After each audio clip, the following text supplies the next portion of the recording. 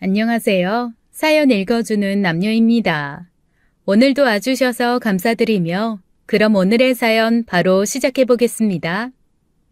저는 아들만 5인 집의 막내딸입니다. 보통 이렇게 아들이 위에 줄줄이 있고 아래에 딸이 있으면 오빠들이 정말 여동생한테 껌뻑 죽어 어쩔 줄 몰라 한다거나 아니면 막내딸이라 엄마 아빠의 사랑을 듬뿍 받고 자란다거나 오빠들이 왜 엄마 아빠는 여동생만 예뻐하냐라며 역으로 질투하는 경우가 많잖아요. 그런데 저희 집은 전혀 그런 집이 아니었습니다. 아들이 5이나 있는데도 마지막도 아들이 아니라는 것에 몹시 실망하시는 아버지, 할머니, 할아버지와 함께 저는 그냥 구박덩이 오빠들을 위한 식모 취급을 받으면서 자랐어요. 그래서 어렸을 때부터 누군가가 저를 차별하는 걸 저는 세상에서 가장 싫어했습니다. 그런데 참 사람 운명이 얄궂죠. 그렇게 싫어하는 차별을 시집 와서까지 당할지 누가 알았겠어요. 아니 저만 예뻐해주고 사랑해주는 남편 하나 믿고 딱 시집을 왔는데 아이고 저보다 10배쯤 잘난 동서가 저 결혼 2년 뒤에 떡하니 들어오는 겁니다. 솔직히 말하면 저도 그렇게 많이 못난 편은 아니라고 생각을 했었거든요. 그냥 적당한 회사 다니고 돈도 제가 쓸 만큼은 벌고 저희 친정 누구한테 손 벌릴 곳 아니고 비록 오빠들과 조금 차별을 하시기는 했지만 그래도 엄마 아빠가 아예 상식적으로 벗어나는 분은 아니어서 서운하기는 해도 서러운 삶은 아니었거든요. 다만 누구한테 손 벌리고 살 정도가 아닌 거지 자식들 턱턱 도와줄 수 있는 상황도 아니라 오빠들도 자기들이 알아서 결혼하고 알아서 살고 있고 저 역시 시집 올 때 제가 고등학교 때부터 아르바이트해서 모으고 번 돈 그거 가지고 시집 왔습니다. 시댁도 잘 사는 건 아니어서 당시에는 저희 시부모님 제가 그렇게 모은 돈으로 시집 오는 거 대견하다고 하셨거든요. 남편이 늦게 일자리를 구한 편이라 지금 사는 전셋집 자금 제가 아니면 어림도 없었으니까요. 오히려 초반에는 제가 집을 해온 게 되고 남편이 얹혀 사는 개념이어서 시부모님이 오히려 제게 미안하다고 하실 정도였습니다. 그런데 저희 시어머니 동서가 딱 들어오고 나니까 정말 태도가 180도 바뀌시더라고요. 저희 동서 인터넷으로 엄청 큰 화장품 사업을 하는 사람이었습니다. 일반적으로 백화점이나 가게에 들어가는 화장품 브랜드만 아시던 부모님이 동서가 딱 한 번 저희 집 근처에 있는 백화점에서 팝업 스토어를 한 적이 있었거든요. 그때 시부모님이 너무나 놀라서 입을 떡 벌리시더라고요. 그냥 인터넷으로 소소하게 아무도 모르는 그런 화장품 파는 줄 알았다가 백화점에 딱 팝업 스토어 오픈하자마자 사람들이 몇백 명씩 줄을 서서 사고 대표님 너무 예뻐요, 대표님 존경해요 이러면서 서로 사진 찍으려고 달려드니 평생 그런 세상 모르고 사셨던 부모님 입장에서는 아마 저희 동서 연예인처럼 우러러 보였을 겁니다. 아니나 다를까 그날부터 저희 시댁은 모든 일이 동서를 중심으로 돌아가기 시작했어요. 저 그래도 나름 예쁨 받고 사랑받는 첫째 며느리였는데 동서가 그렇게 한번 팝업 스토어 열고 부모님 초청한 이후부터는 저는 완전히 찬밥도 그런 찬밥이 없을 정도로 홀대받기 시작했습니다. 아니 찬밥이라면 물에라도 말아먹겠죠. 찬밥도 아니고 완전히 쉰밥 취급을 받기 시작했어요.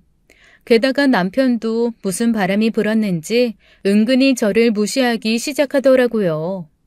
회사 다녀봐야 소용없다. 그거 회사에서 나가라고 하면 그냥 아무런 힘도 없이 쫓겨나야 하는 건데 요즘에는 여자도 능력이 있어서 사업해야 된다며 은근히 동서와 저를 비교하더라고요. 내 동생 조만간 들어앉아서 셔터맨하게 생겼네. 능력 있는 마누라 만나서 지금 그 회사 매출이 1년에 몇십억이래. 조만간 100억도 갈 것 같아. 우리 집에 준재벌 나오게 생겼어. 아니 묻지도 않은 말을 연불처럼 매일 읊조리면서 얼마나 제 속을 득득 긁던지요. 오빠 5에 달달 볶이면서 차별당하던 건 정말 일도 아니게 차별을 받기 시작했습니다. 어느새 저와 동서는 시댁에서 위치도 달라지더라고요. 제가 처음에 동서 결혼하고 첫 명절 때 전 부치는 재료 앞에다가 놔주면서 계란물만 좀 묻혀달라고 했거든요. 그랬더니 어머님이 얼굴이 시뻘개져서 뛰어오면서 아니 얘는 자기가 모델도 해야 되고 자기가 파는 좋은 화장품 홍보도 해야 되는 앤데 혹시 기름일하다가 손에 튀거나 잘못돼서 흉터라도 지면 어쩌냐고 저한테 화를 내시는 겁니다. 저는 무슨 변호사가 대신 대변해주는 줄 알았어요. 그래서 제가 아니 계란물만 묻히는 건데 기름 튈 일이 뭐 있냐고 했더니 세상 듣도 보도 못한 계란물 많이 묻히면 손이 거칠어진다는 얘기를 하시는 겁니다. 정말 세상에 태어나서 처음 들어본 궤변이었죠. 그런데 동서가 참 얄밉게도 아우 어머님 그렇게 배려해 주셔서 감사해요 라고 애교를 부리면서 글쎄 이러는 겁니다. 이번에 저희 완전 비싼 라인 신제품 나오는데 당연히 드려야겠지만 우리 어머님 제가 2배로 챙겨드릴게요. 아니다. 어머님 혹시 선물하고 싶은 친구들 있으면 그 친구분들 리스트 좀 주세요. 제가 어머님 성함 딱 넣어서 아주 고급스럽게 포장해서 선물로 보낼게요. 며느리 좋은 게 뭐예요? 이럴 때 어머님 기도 좀 살고 친구들한테 인심도 쓰고 그러시는 거죠. 아 맞다. 저희 이번에 건강기능식품도 런칭할 거거든요. 어머님 아버님 연세에 드시면 너무너무 좋은 효소니까 2분 선물하고 싶은 사람 리스트 다 주세요. 제가 그것도 싹 보내드릴게요. 어머님 아버님 잘 부탁드린다고 손편지 넣어도 되죠? 그건 제 마음. 딱 그러면서 어머님 팔짱을 끼는 거 있죠? 그랬더니 시어머니 입이 귀에 걸리면서 역시 능력 있고 사업하는 며느리를 만나니 선물 스케일도 달라진다며 저만 빼고 어찌나 호호호 즐거우신지 결국 그날 앉아서 저는 혼자 전을 다 부치고 동서는 곱게 앉아 제가 깎아다 준 과일 먹으며 어머니 아버지 앞에서 그냥 놀기만 했다니까요. 더 열받은 건 나중에 남편한테 딱 한마디 투덜거렸다가 본전도 못 찾고 구박받은 겁니다. 글쎄 남편이 저한테 뭐라 그러는 줄 아세요?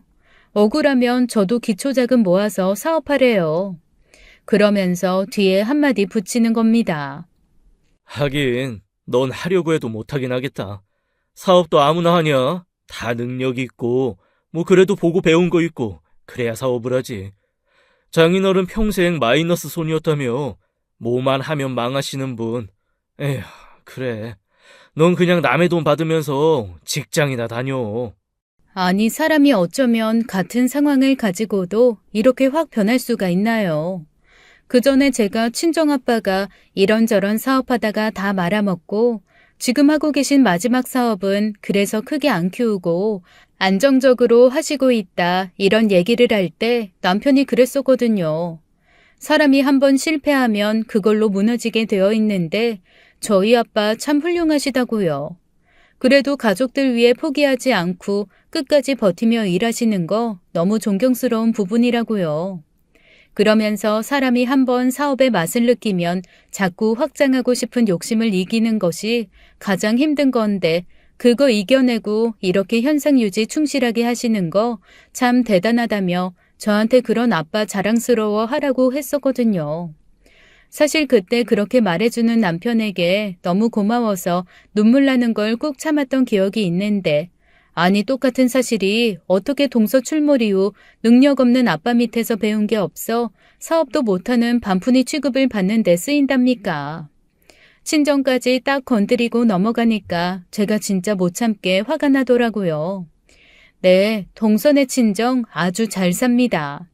아버지도 건설회사 하셔가지고 꽤 부자고 동서가 처음에 사업 시작할 때도 그래 얼마든 잃어도 상관없으니 한번 도전해보고 싶은 거 도전해봐라. 사업이라는 건 원래 망해도 보고 흥해도 봐야 된다라면서 2억이나 되는 돈을 턱 담보도 없이 투자해 주셨다고 하더라고요. 예쁘장한 얼굴에 그래도 공장 잘 만나고 마케팅 잘해서 어쨌거나 사업이 성공을 하고 그 친정 아버지도 대주주로 딱 앉혀드리고 나니 저희 시부모님이 혹시 우리한테도 뭐 떨어질 것 없나 기웃기웃 하실만 하죠. 그리고 동서 시집 올 때쯤 저희 시부모님이 오래 살던 아파트 처분하고 주택 지어서 이사하신다고 한참 분주하실 때였거든요. 그때 저희 친정 부모님이 그래도 큰돈 들여 집 지어 이사하시는데 사돈집에 청소기 하나 정도 사드려야 하지 않냐 하셔서 저는 그것도 정말 큰 선물이라고 생각해서 부모님께 감사하고 죄송한 생각 가지고 있었는데 아니 동서 친정에서 갑자기 건축 자재를 최고급으로 제공하겠다고 나선 거예요. 집 시공해 주기로 한 업체에서 깜짝 놀라더라고요. 고급 주택 지어 사시는 대기업 회장, 사장님 집에나 한정적으로 납품하는 자재라며 자기네들 같은 소규모 회사는 매입조차 안 되는 걸 어디서 구했냐고 하는 겁니다. 저희 시부모님 어깨에 얼마나 힘이 들어가셨는지 둘째 사돈이 이 회사 운영한다고 거만하게 목에 힘을 주고 말씀하시는데 순간 속으로 이런 생각이 들었습니다. 청소기 아무리 비싼 걸 사드려봐야 티도 안 나겠다고 말이죠. 그래서 그냥 엄마 아빠에게 시부모님이 마음만 받겠다고 했다, 사주지 않으셔도 된다 그러고 말았습니다. 그랬는데 저희 시부모님 진짜 너무하시긴 하더라고요. 집 짓고 저희 부모님은 초대 한 번을 안 하시더니 동선의 부모님은 이사하고 집 정리되자마자 초대해서 마당에서 불 피워 한우 굽고 두 손 가득 반찬 들려 보내는 거 있죠. 저는 뭣도 모르고 불려나가 설거지하고 청소하고 완전 식모 노릇하고 돌아왔고요. 이제나 저제나 저희 부모님도 부르시려나 기다렸는데 초대할 생각조차 안 하시더라고요. 그때는 정말 많이 서운했습니다. 게다가 저희 동서 얼마나 머리를 잘 쓰는지 결혼하고 1년 정도 지났는데 갑자기 아주 진지하게 저희 시부모님한테 그러는 겁니다. 두 분 회사에 감사이사 이런 직함을 드릴 테니 혹시 회사에 작게라도 투자하실 생각 있냐고 말이죠. 평생 살림만 하신 어머니와 작은 회사 전전하면서 사셨던 아버님이 갑자기 감사와 이사 얘기가 나오니 갑자기 귀가 번쩍 뜨이신 듯 했습니다. 아이, 그런 자리를 우리를 줘도 되냐? 어머 아버님, 그게 무슨 말씀이세요?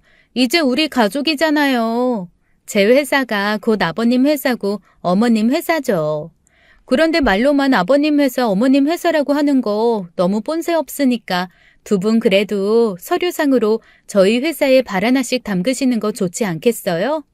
저희 조만간 해외에 지사도 만들고 전국 각지의 매장도 많이 늘릴 거예요. 작년에 주식회사로 전환해서 투자하시면 보유한 주식에 따라서 배당금도 나오고요.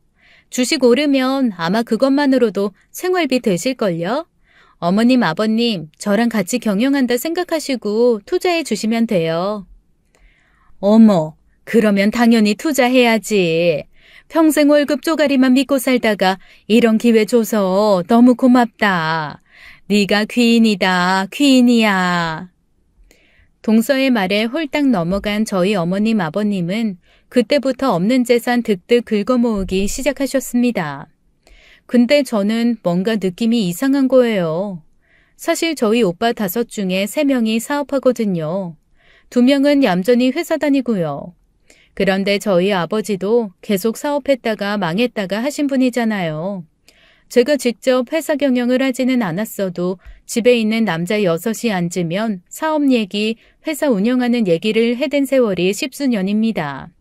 친정에서 보고 들은 게 사업하면서 가족들 끌어들이면 안 된다, 함부로 서류에 사인하면 안 된다 이런 말들이었는데 아무리 잘 나가는 사업이라지만 그렇게 부모님한테 한 자리를 준다는 게 저는 정말 이해가 되지 않았어요. 그런데 제 멍청하고 어리석은 남편은 나중에 집에 와서 그게 서운한지 안달복달 아주 몸서리를 치더라고요. 그러면서 애꿎은 자기 남동생 원망까지 하는 겁니다. 아니 어머님 아버지에게 그렇게 한 자리 줄 거면 형인 자기한테도 말이라도 해봐야 되는 거 아니냐. 그러면 내가 이 집을 담보로 해서라도 돈을 뽑아 좀 넣을 텐데라고 하길래 제가 정말 정색을 하고 덤볐습니다. 이 집에 들어간 전세금 내 피땀 눈물로 모은 돈이고 그 무엇으로도 담보대출 안 받을 거고 동서 회사랑 일도 관련 없이 살 거니까 그렇게 알라고 말했죠. 그랬더니 남편이 저를 엄청 한심하게 보면서 혀를 차더라고요. 그러면서 저한테 이러는 거 있죠? 네가 그래서 평생 푼돈 월급쟁이하고 사는 거야. 사람이 뭔가 도전하는 마음도 있고 시도를 해보겠다는 마음도 있어야 큰 돈을 벌지. 그렇게 몸살이고 기회가 와도 찾지를 못하니 네가 큰 돈을 벌겠냐? 에휴, 내가 팔자가 꼬여서 너같이 좁은 여자랑 산다 살아. 저 사실 연애하면서도 그리고 결혼 생활하면서 남편이랑 싸워본 적이 없거든요. 그런데 저희 둘 사이에 일도 아니고 동서 때문에 남편한테 평생 들어본 적 없을 거라 생각한 비난의 말도 듣고 이렇게 수시로 싸우게 되니까 정말 너무너무 속이 상하더라고요. 속에서 자꾸만 천불이 솟았습니다. 게다가 동서도 참 은근히 저를 득득 긁었어요. 한 번은 저한테 따로 만나자고 해서 저를 불러내더니 자기 백화점 팝업 스토어로 데리고 가는 거예요. 동서가 저를 데리고 간 곳은 동네 백화점이 아니라 1시간 정도 떨어진 곳 팝업 스토어였습니다.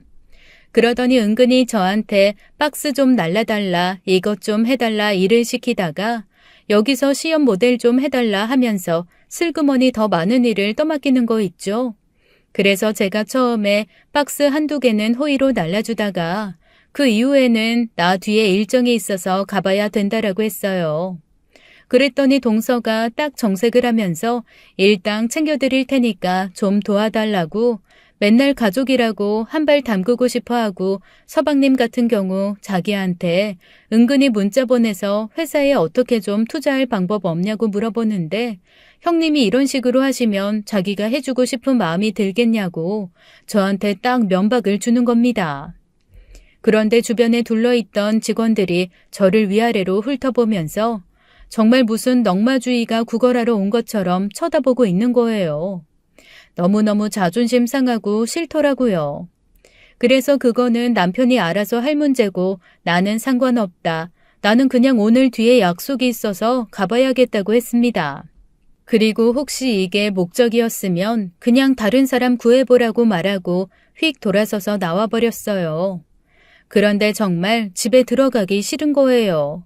계속 남편한테는 무슨 소리를 들었는지 전화가 오고 시부모님도 전화가 오기 시작하더라고요. 너무너무 속상한 마음에 그래도 찾아갈 곳은 친정밖에 없다는 게 짜증이 났지만 친정으로 발걸음을 옮겼습니다. 엄마가 너무 깜짝 놀라면서 아니 대체 갑자기 무슨 일이냐고 어떻게 연락도 없이 여기를 왔냐라고 하시더라고요. 그래서 입을 대빨 내밀고 말 안 하다가 투덜거리면서 이런저런 일이 있었다라고 했는데 세상에 엄마는 엄마더라고요. 평생 오빠들이랑 저 차별하면서 오빠들만 예뻐해줘서 저는 그냥 주워온 자식인가 보다 내가 무슨 일을 당하고 우리 엄마는 상관도 안 하겠지라고 생각했는데 아니 엄마가 갑자기 미친년이라면서 동서욕을 한 바가지 하시는 거예요. 그러면서 네 시부모들 눈이 쪽째지고 납작한 쪽제비 눈인 거 보고 자기가 상견례 할 때부터 속 좁게 그런 짓 할 줄 알았다나요? 시부모님 인상까지 들먹이면서 있는 대로 흥분을 하시더라고요. 오히려 당황한 건 저였습니다. 사실 그동안 시댁에서 차별당하거나 속상한 얘기 굳이 친정에 안 했던 건 해봐야 제 편 들어줄 것 같지도 않고 해서였거든요. 그런데 엄마가 이렇게 펄펄 뛰니까 사람 마음이 희한하대요. 누구 하나 기댈 구석이 되어주니 해결점이 생기지 않아도 마음이 풀리는 것이 그새 위로가 되었습니다. 아니 엄마 이럴 것까진 없어. 왜 이래 엄마답지 않게. 좋으면서도 좀 당황해서 엄마를 말렸는데 엄마는 화를 그칠 생각이 없더라고요. 너무 화가 난다며 대체 뭐 얼마나 잘난 여자길래 내 딸을 그런 식으로 취급하냐며 성질을 버럭버럭 내는 겁니다. 그래서 사실 저는 속으로 엄마도 잘할 때 나 그렇게 취급했잖아. 엄마가 그렇게 취급해서 내가 어디 시집 가서도 그런 취급받고 사나 보지 라는 말이 튀어나올 뻔했지만 그래도 태어나서 처음으로 엄마가 제 편을 들어준다는 거에 살짝 감동한 상태기도 했고 더 이상 말을 보태면 안 될 것 같아서 아무 말도 안 하고 엄마에게 흥분하지 마라 고맙다라고만 하고 일단 넘겼습니다. 그리고 쉬라고 방으로 저를 들여보내는 엄마 등살에 그냥 방에 들어가서 저도 모르게 잠들어 버렸어요. 그런데 제가 자는 동안 엄마가 그 얘기를 저희 오빠한테 했나 봐요. 오빠랑 새언니들한테 돌아가면서 전화가 오는 거예요. 그러면서 기죽지 말라고 그래도 우리 곁에 네가 있다고 그렇게 위로를 하는데 기분이 묘했습니다. 평생 쓸데없을 줄 알았던 형제들이 그래도 든든하게 제 뒤에 자리매김해주고 있는 것 같아서 조금 기분이 풀리더라고요. 비록 그 사람들이 저한테 직접적으로 도움이 되거나 저희 시부모님한테 뭐라고 해줄 건 아니었지만 그래도 저한테 그렇게 위로를 하고 그런 말을 해준다는 것 자체가 저한테는 근본적인 마음의 위안이었으니까요. 그리고 친정에서 나름 힐링을 하고 집에 돌아왔는데 아이고 집에 복병이 기다리고 있더라고요. 시어머니랑 남편이 도끼 눈을 하고 저를 기다리고 있는 겁니다. 저를 보자마자 시어머니는 대뜸 아니 너는 사업한다는 동서가 일당까지 챙겨준다고 집에서 놀고 있는 너 배려한다고 그렇게 데리고 나갔는데 그거를 그런 식으로 받아치고 왔냐? 그것 때문에 네 동서가 직원들 앞에서 위신 깎이고 너무 민망해하면서 도와주는 사람도 없이 지 혼자 일 다 했다고 하더라. 하고 싫은 소리부터 하시더라고요. 그러면서 네 남편한테 돈 보냈대 그러는 겁니다. 그래서 제가 너무나 당황해서 남편한테 네가 대체 무슨 돈을 받았냐라고 했더니 글쎄 동서가 남편한테 전화해서 울먹거리며 이랬다는 겁니다. 사실 오늘 형님 기분 좀 풀어드리고 저희 가게에 좀 구경도 시켜드리고 같이 일하면 일당으로 챙겨드리려고 50만 원 준비해 왔었거든요. 그런데 형님이 오해하고 그냥 가버리셨어요. 그 마음의 위로가 안 되겠지만 일당 50이라도 전해드리고 형님 기분 푸시라고 해주세요. 글쎄 그렇게 말하면서 남편한테 50만 원을 보냈다는 거 있죠. 정말 차라리 가만히나 있지 이런 식으로 사람을 2번 죽이나 싶었습니다. 아니 거기서 자기가 돈을 보내면 저는 대체 뭐가 됩니까? 아주 고도의 지능으로 저를 엿먹이는 거다라는 생각이 들어 남편한테 버럭 소리를 질렀습니다. 아니 그 돈을 왜 받아? 거지야? 내가 다 이유가 있어서 안 받은 건데 그걸 넙죽 받아? 당신은 자존심도 없어? 그랬더니 시어머니가 저한테 마구 삿대질을 하면서 그러시더라고요. 하여간 너는 처음에 시집 올 때부터 우리 집에 1도 도움이 안 됐어. 그리고 네 남편이 거기서 돈을 거절하면 얼마나 둘째의 마음이 불편하겠니? 다 배려해서 받은 거고 너 생각해가지고 자존심 상하는 거 꾹꾹 참고 받으면서 무마시킨 것도 모르고 지금 남편한테 네가 이게 뭐 하는 짓이야? 시어머니가 저를 쥐잡듯 잡으려고 하시더라고요. 그러면서 글쎄 성질머리가 저 따위라 회사에서 쫓겨난 거 아니냐고 남편한테 그러는데 그 말 듣고 제 눈이 뒤집어졌습니다. 사실 제가 다니던 회사가 너무 어려워져서 권고사직으로 오래 다닌 사람부터 일종의 명예퇴직 비슷하게 처리되었거든요. 남편에게 자세하게는 말 안 하고 퇴직금 받은 것도 비밀로 하고 그냥 회사가 사정이 나빠져서 쫓겨났다라고만 얘기했는데 그걸 그새 앞뒤 다 잘라먹고 제가 회사에서 쫓겨난 걸로 얘기를 해버린 모양입니다. 당연히 시어머니야 구체적인 상황을 모르시니 제가 회사 그만둔 거 회사에서 내보낸 거라고 생각하시지 않겠어요? 그 얘기를 쪼르르 어머니한테 한 남편이나 다시 그 얘기를 동서한테 해서 함부로 불러내 일 시켜도 된다고 생각하게 만든 시어머니나 다 똑같은 사람들이다 싶었습니다. 그러면서 한편으로는 퇴직금 받은 거 말 안 해서 다행이라는 생각이 들더라고요. 어머님이 바로 뒤이어서 한 얘기가 제 퇴직금에 대한 거였거든요. 아니, 좀 번듯한 회사라도 다니다가 그만둬야 퇴직금도 두둑히 나오고 그러는 거 아니니? 그렇게 목돈 생겼을 때 둘째네 회사에 턱턱 돈 좀 보태주고 사업에 투자 좀 하고 그러면 좀 좋아? 아이고, 쥐꼬리만한 월급 받는 족족 다 써버리고 집도 이게 대체 무슨 꼬라지에 사는 건지. 에휴, 이래서 집에 사람이 잘 들어와야 돼. 우리 장남 기 죽어서 어떡한다니? 정말 어이가 없어서 저는 다시 밖으로 나와버렸습니다. 제 뒤에다 대고 버르장머리 없이 시어머니가 얘기하고 있는데 저러고 뛰쳐나간다며 대체 친정에서 뭘 배웠는지 모르겠다고 버럭버럭 소리를 지르시는데 정말 서러움이 목끝까지 올라오더라고요. 제가 저희 오빠 5의 아내 중에 넷째 언니랑은 조금 친하거든요. 그 올케 언니도 위로 오빠들이 많아서 제 입장을 잘 이해하고 달래줍니다. 당장 생각나는 사람이 넷째 언니밖에 없어서 전화를 했더니 넷째 언니가 반갑게 받으면서 안 그래도 얘기 들었다며 얼마나 속상하냐고 하길래 방금 있었던 일을 또 말을 해줬어요. 그랬더니 넷째 언니 불같이 화를 내면서 당장 자기 집으로 오라는 겁니다.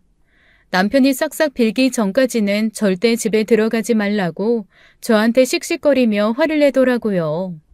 그래서 저는 그로부터 한 2, 3일 오빠 집에 신세를 졌습니다. 뭐라고 저한테 한마디 할 줄 알았던 넷째 오빠도 아무 말 하지 않고 그냥 사내 자식이 그딴 식으로밖에 못하냐면서 남편 욕을 한 번 하고 그거 언제 한번 불러다가 무릎 꿇려야겠다는 얘기만 하더라고요. 제가 집을 나와 있는 동안 남편은 야속하게도 한 번 어디냐는 문자 한 번이 없었습니다. 그래서 남편이 출근하고 없는 동안 본격적으로 짐 챙겨 나와 다시 넷째 오빠 집으로 들어갔더니 그제야 연락이 오더라고요. 퇴근하고 왔는데 제 짐이 없으니 아차 싶었던 모양이죠. 처음에는 자기 잘못한 거 없다는 듯 뻐기더니 저희 오빠들이 차례대로 전화해서 난리를 치니 또 꼬리를 내리더라고요. 이 사람이 희한하게 저희 오빠들을 좀 무서워하거든요. 평소 저한테 그다지 살가운 오빠들이 아니라 살면서 자주 만나 혼날 일은 없지만 그래도 적당히 사업들도 하고 한 달이 건너면 사회에서 다 아는 사람으로 엮이니 밉보이면 좀 골아프기도 하고 그러니까요. 그렇게 남편이 억지 춘향으로 저한테 사과를 하고 집으로 돌아오라며 사과를 하더라고요. 여전히 시어머니는 제게 뭐가 화가 난 게 안 풀리셨는지 모르쇠였는데 이 모든 상황이 바뀌는 사건이 하나 일어났습니다. 저희 아버지가 갑자기 쓰러지신 거였어요. 늘 건강하게 사시던 아버지가 그렇게 쓰러지시니 친정은 당연히 난리가 났습니다. 다행히 심장 쪽에 잠시 마비가 와서 쓰러지신 것이고 앞으로 관리 잘하면 괜찮을 거라는 의사소견이 있었는데 이 과정에서 저는 정말 기절할 듯 놀랄 만한 사실을 하나 알게 되었어요. 글쎄 엄마 아빠가 모든 보험금의 수혜자로 저를 해놓으시고 재산의 절반을 상속받을 사람도 저로 해놓으신 거였죠.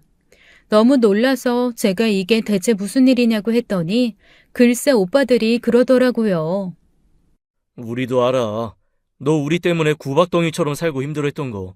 너 시집 갈 때도 나랑 셋째가 사업 자금 끌어다 쓰느라 집에서 뭐 해주지도 못하고 오빠들이라고 해서 보태준 것도 없고 엄마 아빠가 그거 많이 마음 아파하셨어.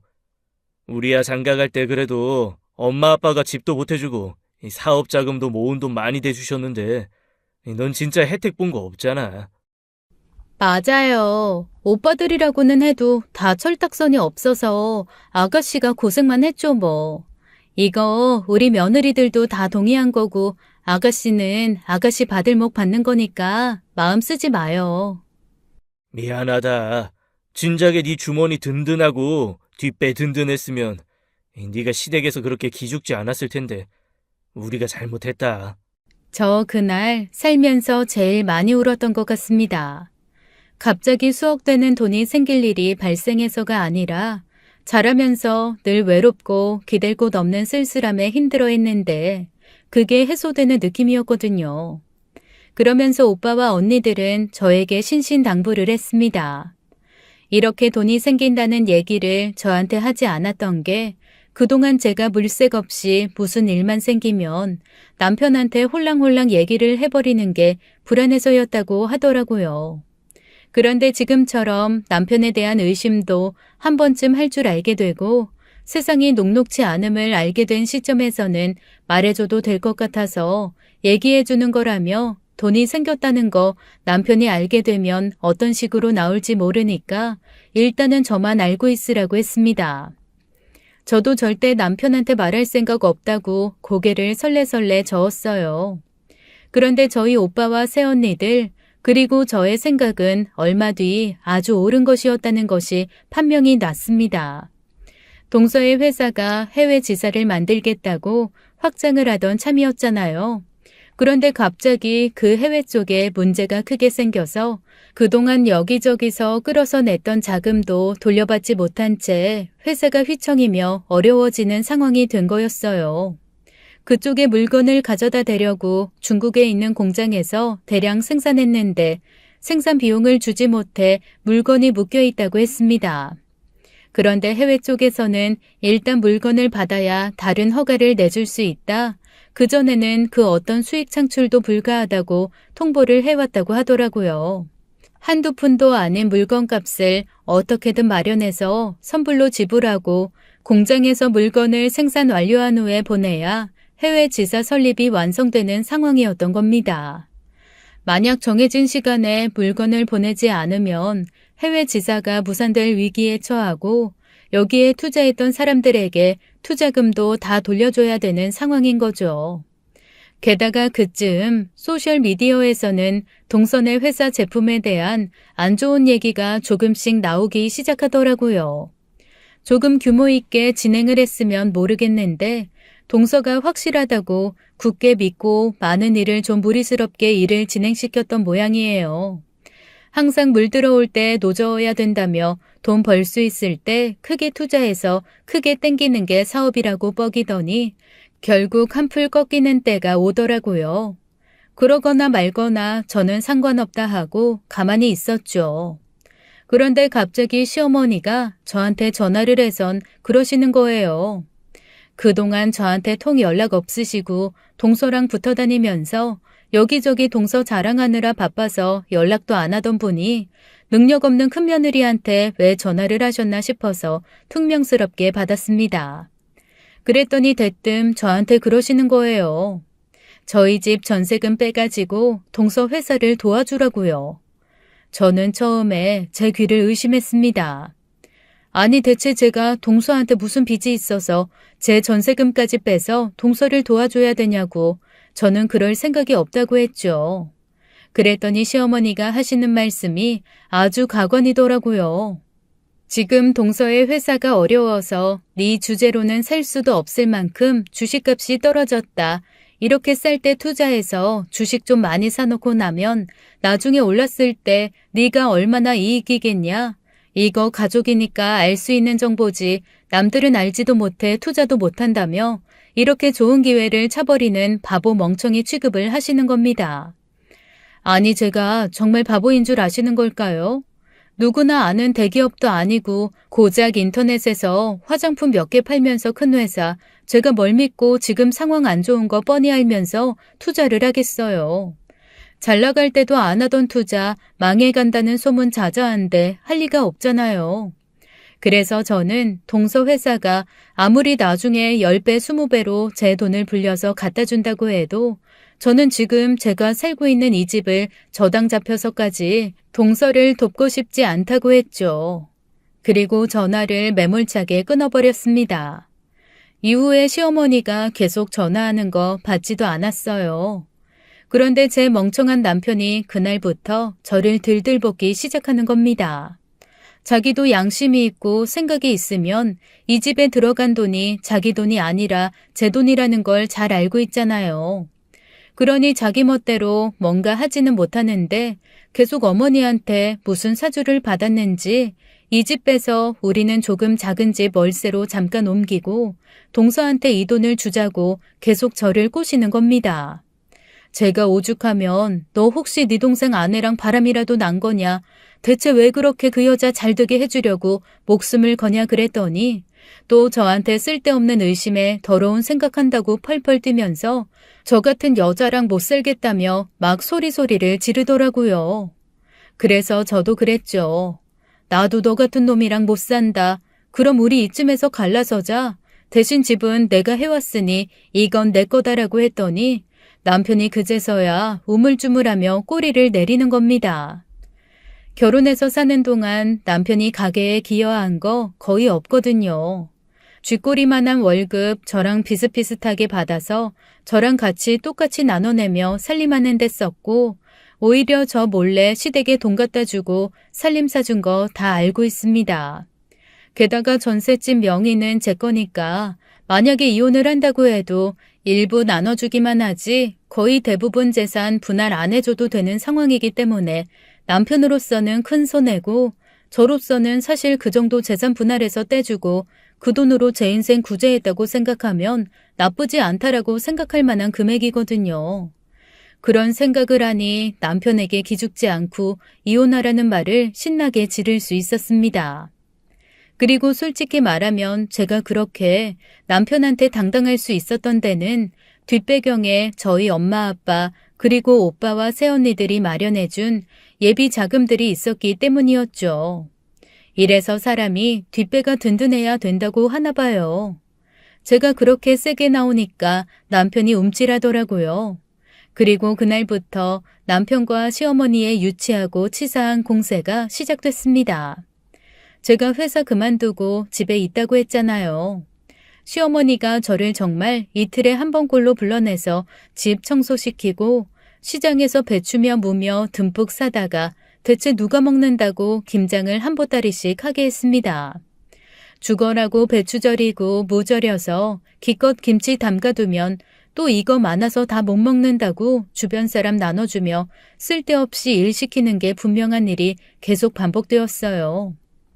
아니 동서회사 살릴 돈도 없어서 한 푼 두 푼 아껴 회사에 투자하셔야 될 양반들이 그렇게 돈을 펑펑 써내며 이웃한테 김치 해다가 바치고 반찬해서 바치고 그러는데 아무리 봐도 이거는 저를 괴롭히기 위함이지 필요해서가 아니었습니다. 얼마나 치사하게 나오시는지 모르겠더라고요. 저한테 계속 이기죽 하면서 제 생김새 가지고도 트집을 잡고 제 살림 방법도 트집을 잡고 저희한테 아직 아이가 없는 것도 제 맘보가 못 돼서라고 몰아가시는 겁니다. 그런데 제가 말은 안 했지만 사실 저보다도 제 남편이 더 문제긴 하거든요. 같이 병원 갔을 때 남편의 운동 능력이 너무 현저히 떨어져서 임신이 어렵다는 얘기를 듣고 남편이 그때 저한테 이런 나랑 살아줘서 너무 고맙다고 눈물을 뚝뚝 흘릴 정도였는데 차마 양쪽 집 부모님한테는 남편한테 문제가 있어서 아기가 생기지 않는 거라는 말은 못했습니다. 그냥 아기 얘기를 하실 때마다 저희끼리 행복하게 살고 싶어서요 라고 둘러대곤 했거든요. 그런데 시어머니가 그렇게 나오시니까 부하가 치밀어서 내가 아니라 당신 아들 때문이다라는 말을 너무너무 하고 싶더라고요. 하지만 남편에 대한 마지막 한 조각 남은 애정과 의리로 그 말만큼은 참았습니다. 시어머니의 유치하고 치사한 괴롭힘은 점점 더 심해졌어요. 세상에 얼마나 치사하냐면요. 저한테 어디로 와라 같이 어디든 가야겠다며 몇 시까지 오라고 하셔선 그 시간에 맞춰서 딱 나갔는데 어머님이 안 계시는 거예요. 제가 기다리다가 어머님께 연락을 드렸더니 갑자기 다른 일이 생겨서 못 온다고 하시는 거 있죠. 저 집에서 1시간 반이나 떨어진 곳에 가서 기다리고 있었거든요. 그것도 한두 번 그런 게 아니었습니다. 제가 몇 번 당하고 어디로 오라는 전화 받고 나서 이번에는 안 나가겠다, 어머니 또 안 나오실 거 아니냐고 퉁명스럽게 군 다음에는 다른 방법으로 저를 괴롭히기 시작하시더라고요. 뭘 사오라고 그래서 사가면 이거 아니니까 가서 바꿔와라. 뭐가 먹고 싶다고 그래서 해드리면 이제는 안 먹고 싶어졌으니까 다른 거 해달라. 진짜 아주 사람을 빼짝빼짝 말리면서 괴롭히는데 미치겠더라고요. 그래서 한두 번은 그렇게 당해드리다가 도저히 안 되겠다 싶어 어머님이 불렀을 때 안 갔더니 글쎄, 집까지 찾아와서 문 두드리고 초인종 눌러대며 난리를 치시는 겁니다. 동네 부끄러워서 살 수가 없는 상황을 만드시는 거죠. 대체 이 상황을 어떻게 해야 되나, 정말 이혼밖에 답이 없나 고민을 하고 있는데, 솔직히 남편이라도 저한테 좀 위로가 되면 참았을 겁니다. 그런데 남편이 더했으면 더했지 덜하지 않다는 게 문제였죠. 시작은 어느 날 집으로 찾아온 연체 독촉장이었습니다. 아니 이게 뭐야 싶어가지고 자세히 읽어보니까 세상에 카드 현금 서비스며 단기 대출, 장기 대출, 받을 수 있는 대출이란 대출은 다 받아서 동서 회사에 갖다 꽂은 거 있죠? 그 돈만 해도 벌써 4천만 원이 넘었습니다. 제가 펄펄 뛰고 난리를 치니 이 돈만 투자하면 나중에 10배, 20배로 돌려받을 텐데 이게 다 투자라며 오히려 뻔뻔하게 나오더라고요. 그리고 오히려 저한테 진작에 자기가 그러자고 했을 때 집 빼서 돈 해줬으면 이런 식으로 고이율 카드 대출까지 받지 않아도 되지 않았냐라며 적반하장으로 소리를 지르는 겁니다. 그날 정말 남편이랑 엄청 크게 싸우고 남편을 대문 밖으로 밀어내버렸습니다. 그렇게 쫓아내고 대문 잠그고 위에 있는 걸고리까지 단단히 걸어버린 채 절대 문을 열어주지 않았죠. 맨몸으로 쫓겨난 남편이 어딜 갔겠어요. 결국 시댁으로 갔겠죠. 시어머니랑 시아버지가 쌍으로 난리가 났지만 저는 모르쇠로 일관했어요. 그런데 동서 회사가 겉으로만 그렇게 번지르르 하고 컸지 사실 속으로 문제가 많았던 모양이더라고요. 워낙 유명하게 인플루언서 회사로 장사를 했던 곳이다 보니 점점 소비자 쪽에서부터 불만이 터져나오는 게 인터넷에 심심치 않게 눈에 띄었습니다. 건강기능식품 함량 부분을 속인 것 같다라는 얘기서부터 시작해서 곰팡이가 있는 제품을 내보내놓고 고객이 보관을 잘못해서 그런 거라고 했다는 얘기, 생각한 것보다 너무 품질이 별로인데 홍보 마케팅을 잘한 것 같다라는 얘기까지 처음에 조금씩 보이던 컴플레인들이 점점 구체화되면서 불매 운동까지 일어날 정도로 일파만파 커졌습니다. 그런데 인터넷으로 파는 상품들 같은 경우는 입소문이 엄청 중요하잖아요. 그동안 어떻게 유지를 해왔던 건지 몰라도 하루아침에 안 좋은 이야기들로 도배가 되기 시작하면서 찬양 일색이던 동서회사, 동서라는 사람 자체를 비난하는 사람들까지 생겼습니다. 그동안 소리내지 않고 있던 불만 세력들이 우후죽순처럼 터져나왔다고나 할까요? 아마 제 생각에는 돈을 쓰면서 좋은 소문을 억지로 만들어서 퍼뜨렸던 것 같은데 정작 제품이 그만큼 좋지가 않으니 여기저기에서 진실의 목소리가 나오기 시작한 게 아닌가 싶더라고요. 저 역시도 솔직히 어머님이 적선하듯 주신 동선의 회사 화장품이랑 건강기능식품 발라보고 먹어봤거든요. 그런데 화장품은 바를수록 뾰루지 같은 게 자꾸 나고 건기식은 먹으니까 위가 좀 불편해서 둘 다 쓰다가 말았습니다.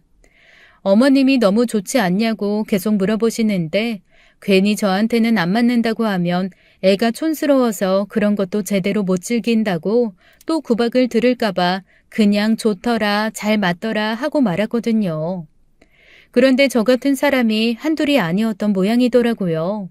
이쯤 되면 회생이 불가능하겠다 싶은 생각이 문외한인 저한테도 들기 시작했는데 시댁 식구들은 전혀 그런 기미를 눈치채지 못한 듯 했습니다. 아니면 알면서도 모르는 척 쉬쉬하는 것일 수도 있겠죠. 돈 몇 억만 구해서 사업을 다시 일으키고 나면 제대로 제자리를 찾아서 다시 예전처럼 떵떵거리면서 사업하는 회장님, 사장님, 감사, 총무 그런 자리에 앉을 거라고 생각을 여전히 버리지 못하고 있었어요. 그러거나 말거나 저는 아무 관심도 갖지 않았습니다. 오히려 남편 없이 지내는 게 편해서 이대로 살아볼까 하고 있는데 남편을 쫓아내고 며칠 뒤 시어머니가 제게 문자를 하시더라고요. 그런데 예전처럼 저를 비난하면서 이상한 소리 하시는 문자가 아니라 네 남편도 반성하고 있는 것 같다. 그래도 부부가 그렇게 떨어져 있고 남편을 그렇게 매몰차게 밖으로 내쫓으면 어떡하냐? 내일이라도 와서 같이 밥 먹고 데리고 가라고 하시는 겁니다. 그래서 제가 웬일이야? 이런 말씀도 하실 줄 아네? 라는 생각이 들어서 그제야 남편에게 전화를 했죠. 그랬더니 아니나 다를까 남편이 잔뜩 기죽은 목소리로 제 전화를 받아서는 그동안 미안했다, 내가 잘못했다, 다시는 너한테 그런 짓 하지 않으마라고 사과를 하더라고요. 이제야 정신을 차렸나 싶어서 시어머니 말대로 가서 밥 먹고 같이 집으로 오는 걸로 얘기를 마무리했어요. 그렇게 시댁에 갔는데 갑자기 시어머니가 진수성찬을 차려서 제 앞에 놔주시면서 어머니 아버지의 건강 상태를 묻는 겁니다. 그래서 제 엄마 아빠 건강 상태를 이 사람들이 왜 물어볼까 싶어서 그냥 두 분 다 건강하시다. 얼마 전에 아버지가 쓰러지셔서 좀 깜짝 놀랐는데 이제는 괜찮으실 것 같다라는 얘기를 했습니다. 그랬더니 어머님이 갑자기 그래도 노인들은 언제 어떻게 될지 모르는데 잘 살펴드리라고 하시는 거예요. 뭔가 좀 이상했습니다. 그래서 제가 저희 친정 식구들이 모두 모여있는 단체 채팅방에서 혹시 제 남편이나 시어머니한테 무슨 얘기 한 사람 있냐고 캐물었죠. 그랬더니 물색 없는 우리 다섯째 오빠가 머뭇머뭇하면서 저한테 전화를 하더라고요. 아마도 다른 일 때문에 제 남편이랑 아마 통화할 일이 있었나 봐요. 그런데 제 안부를 서로 얘기하는 와중에 제 남편이 평소 동갑내기라서 친했던 다섯째 오빠한테 이래저래 해서 좀 투자를 하자고 했더니 제가 버럭버럭 화를 내면서 자기를 내쫓았다라는 얘기를 한 모양이었어요. 자기 깐에는 다섯째 오빠가 편을 좀 들어줬으면 하고 했던 말인 듯 했습니다. 여전히 다리 펴고 누울 자리 모르는 바보 같은 남편이 할 짓이었는데 저희 다섯째 오빠가 그 바보한테 넘어가서 더 바보 같은 짓을 했더라고요. 글쎄 다섯째 오빠가 남편한테 타이른답시고 너 걔 비위 건드리지 마라. 우리 집에서 재산이며 보험금이며 저한테 다 밀어주고 있다는 얘기를 한 겁니다. 오빠 깐에는 친정 식구가 이렇게 든든히 버티고 있으니 까불지 말라는 개념으로 했다는데 그게 어디 그렇게 받아들일 위인인가요? 제 남편이. 거몰라서 그러는데 걔 뒷배 든든한 애야. 너 걔 기분 상하게 하면 노년에 국물도 없이 맨몸으로 쫓겨난다. 그러니까 장인 장모님이 보험 수혜자며 재산 상속자를 제 와이프로 해놨다고요? 아, 그동안 우리 다섯 형제 때문에 이리 치이고 저리 치이고 사실 내 동생 따지고 보면 불쌍하게 살았잖냐. 부모님이 마지막에는 동생 챙기겠다고 선언하셔서 뭐 우리 형제들도 다 그러시라고 했지. 제가 한숨을 푹 쉬면서 아니 말할 사람이 있고 안 할 사람이 있지. 저한테는 그렇게 남편한테 말하지 말라고 해놓고 오빠가 이러면 어떡하냐고 했죠. 그랬더니 몹시 미안해하면서 자기 깐에는 뭔가 경고 같은 것을 주고 싶었대요. 어쩌겠어요. 일부러 그런 것도 아니고 엎질러진 물이었죠. 그제서야 왜 어머니하고 남편이 꼬리 싹 내리고 저한테 설설 기었는지 알겠더라고요. 어떻게 하든 저를 구슬러서 그 돈 자기네들이 써볼 요량이었던 거죠. 그러거나 말거나 보험금이야 저희 엄마 아빠 살아가시는 동안에는 손도 댈 수 없는 거고 마찬가지로 유산도 저희 엄마 아빠 살아계시는 동안에는 제가 받을 일이 없으니 당장 동서 회사에 도움될 일은 하나도 없는데 대체 이 어리석은 사람들이 왜 이러나 싶더라고요. 그냥 그러거나 말거나 너희가 내 앞에서 슬슬 기는 거 나는 보기에 나쁘지 않다라고 무시하고 넘어가기로 했습니다. 그렇게 남편을 데리고 집으로 왔는데 그로부터 몇 주 동안은 나름의 평화가 이어졌어요. 남편도 제 비위를 건드리지 않으려고 몹시 노력했고 시어머니도 제 눈치를 보면서 설설 기시더라고요. 그러면서 저한테 한 번은 마당에 잡초가 너무 무성하니 그것만 조금 와서 같이 다듬어 줄 수 있겠냐고 아주 정중하게 부탁을 하시는 겁니다. 그래서 그거는 해드리겠다고 했죠. 저 은근히 마당에 잡초 뽑고 식물 심고 이러는 거 되게 좋아하거든요. 집에는 마당이 없어서 화분으로 그걸 대체하고 있지만 식물을 워낙 좋아해서 마당에서 하는 일은 사실 시어머니가 아니라 원수의 집에 가서 하라고 해도 즐겁게 할 판이라서요. 그래서 저한테 있는 정정가위며 삽이며 그런 것들을 골고루 챙겨서 시댁에 갔습니다. 마당 한 구석에서 차분차분 꽃까지 다듬으면서 마음을 다스리고 있는데 제가 예전에 다알리아 구근을 심어뒀던 자리가 있었거든요. 거기에 빼쪽하니 싹이 나온 거예요. 구근만 심어두고 까맣게 잊어먹고 있었는데 싹이 난 게 너무 예뻐서 조금 흙을 더 두어 꽃이 예쁘게 피게 다듬어줘야겠다 싶어 다가갔습니다. 그런데 자세히 보니까 다알리아 구근의 싹이 아니라 뭔가 천조각 같은 것들이 밖에 튀어나와 있는 거더라고요. 마당에 대체 천조각에 묻혀있을 일이 뭐가 있지라는 생각에 파서 한번 꺼내보았습니다. 그랬더니 노랗고 빨간 천에 뭔가가 똘똘 쌓여가지고 나오더라고요. 대체 이게 뭔가 싶어서 펴봤습니다. 노란색 종이에 빨간 글씨가 잔뜩 적혀 있는 게 부적 같았어요. 그런데 충격적인 것은 그 뒷면이었습니다. 뒷면에 글쎄 저희 엄마 아빠의 이름과 생년월일이 적혀 있는 거예요. 순간 너무 소름이 돋았습니다. 저희 엄마 아빠 한자 이름 정도를 제가 모르지는 않고 생일을 모르지는 않잖아요. 그래서 너무 무서워서 대체 이게 뭘까 싶어 일단 사진을 찍었죠. 사진을 찍고 제가 평소에 이것저것 많이 물어보는 커뮤니티에 올렸습니다. 저희 시댁 앞마당에서 이런 걸 발견했는데 이게 대체 뭘까요? 뒤에는 사람 이름과 생년월일이 적혀 있었습니다라고 올렸더니 어떤 사람이 댓글을 달아주더라고요. 자기네 집에 신내림 받은 무당이 하나 있는데 그 무당이 늘 저주를 하는 부적을 쓸 때 그 부적을 썼다는 거예요.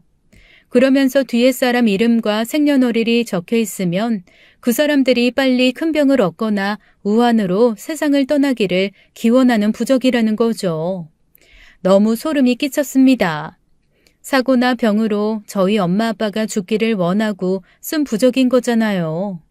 도저히 참을 수가 없어서 그 부적을 들고 집 안으로 뛰쳐들어갔습니다. 그리고 시부모님 앞에 부적을 탁 내려놓으면서 버럭 소리를 질렀어요. 대체 이게 뭐예요? 그랬더니 시어머니 얼굴이 순간 하얗게 질리더니 그걸 어디서 찾았냐고 하는 겁니다. 그래서 제가 마당 구석에 묻혀있는 걸 파냈다고 했더니 글쎄 뭐라 그러시는 줄 아세요? 세상에 그걸 건드리면 어떡하냐, 묻어놓고 적어도 한 달 이상은 눈에 띄지 않아야 효험을 발휘한다고 해서 그 구석에 묻었던 건데 대체 마당에 풀만 뽑으면 되지 그 구석까지 왜 갔냐라면서 오히려 저한테 소리를 지르시는 거 있죠. 저도 모르게 시어머니한테 달려들어 시어머니 머리채를 들고 흔들었습니다. 시아버지가 대체 이게 뭐하는 짓이냐며 제 손을 치고 저는 시아버지를 밀치고 시어머니 머리채를 잡고 흔들었어요. 정말 아비규환 그 자체였습니다. 제가 씩씩거리면서 한 움큼 뽑은 머리카락을 들고 부적을 한 손에 구겨쥔 채 부들부들 떨고 있었더니 글쎄 시어머니가 그러시더라고요. 그래, 네 친정집에 우환이 생겨야 네가 포기할 거 포기하고 돈 받을 것 같아서 그랬다. 그래야 네 동서 회사 살릴 자금이 생기지 않겠니? 그 회사가 살아야 우리가 다 사는데 너 혼자 살겠다고 그러는 거 꼴보기 싫어서 그랬어. 그러면서 너희 부모님 재산과 유산이 가장 잘 쓰일 수 있는 방법을 자기가 고민해서 기껏 비싼 부적 사다가 묻었는데 이게 지금 뭐하는 짓이냐고 투덜거리더라고요. 저 사실 그 말 다 녹음했거든요. 제가 녹음한 걸 탁 틀어주면서 경찰서와 저희 부모님께 이걸 들려주겠다고 했더니 그제서야 시어머니 얼굴이 하얗게 질리면서 벌벌 떠는 겁니다. 저는 용서도 없고 선처도 없다고 버럭 화를 내고 그대로 밖으로 나와버렸어요. 그리고는 바로 동서를 찾아갔죠. 동서뺨을 올려 붙이면서 네가 이 일에 발을 담궜건 담그지 않았건 혹은 네가 시부모님을 사주했건 안 했건 이거는 너도 공범이다. 나 이거 커뮤니티마다 다 올릴 거고 너도 가만두지 않겠다라고 버럭 소리를 질렀습니다. 그리고 남편한테 녹음된 파일 보내주면서 경찰서에서 보자고 했죠. 그리고는 바로 친정에 가서 그 모든 상황을 알렸습니다. 저희 친정 부모님 얌전하신 것 같지만 한 번 화나면 불같거든요. 그리고 저희 오빠들 사업이 몇 년 차고 사회생활이 몇 년 차인데 주변에 아는 변호사, 검사, 경찰 없겠습니까? 인맥이라는 인맥은 총동원해서 저희 집 식구는 시댁을 공격하기 시작했습니다. 그동안 제가 받았던 서름을 다 되갚아받을 요량이었어요. 시댁에서는 그제야 잘못했다며 선처를 빌었고 동서는 자기는 몰랐다며 발뺌을 했지만 그동안 시부모님이 동서한테 갖다 준 돈, 제 남편이 갖다 준 돈, 그리고 동서가 다른 데서 돈을 끌어오기 위해 시부모님을 보증인으로 해서 쓴 각종 서류들이 나오더라고요. 결정적으로 시어머니가 부적을 쓴 그 점집이 동서 단골이더라고요. 시댁은 하루아침에 동서의 사업과 함께 쫄딱 망해버리고 말았습니다. 그리고 저는 남편에게 당당하게 이혼 서류를 내밀었어요. 배우자 귀책이 남편에게 100% 있었기 때문에 재산 분할도 거의 해주지 않고 오히려 제가 심리적 위자료를 청구할 수 있게 되었습니다. 그 모든 과정에서 저희 다섯 오빠와 다섯 올케 언니 그리고 엄마 아빠가 얼마나 든든한 제 백이 되어줬는지 몰라요. 저 그동안 엄청 구박덩인 줄 알았는데 아니었더라고요. 사랑받고 귀한 막내딸이었습니다. 사실 남편과 이혼하고 제 인생을 찾은 것도 행복하지만 제가 그렇게 사랑받는 존재라는 걸 알게 된 게 더 행복해요. 저희 시댁 식구들 조만간 재판 앞두고 있습니다. 동서는 회사 자금 횡령과 착복까지 걸려들어서 아마 실형은 피하기 어려울 것 같아요. 서방님도 이혼 준비하시는 것 같더라고요. 그거야 제 알바 아니지만요. 어쨌건 저희 부모님이 빨리 돌아가시고 아프기를 기원했던 그 못된 시댁 식구들 단단히 벌받기만을 바랄 뿐입니다. 지금까지 사연 읽어주는 남녀였습니다. 끝까지 함께 해주신 여러분 감사드리며 저희는 다음 사연으로 돌아올게요. 감사합니다.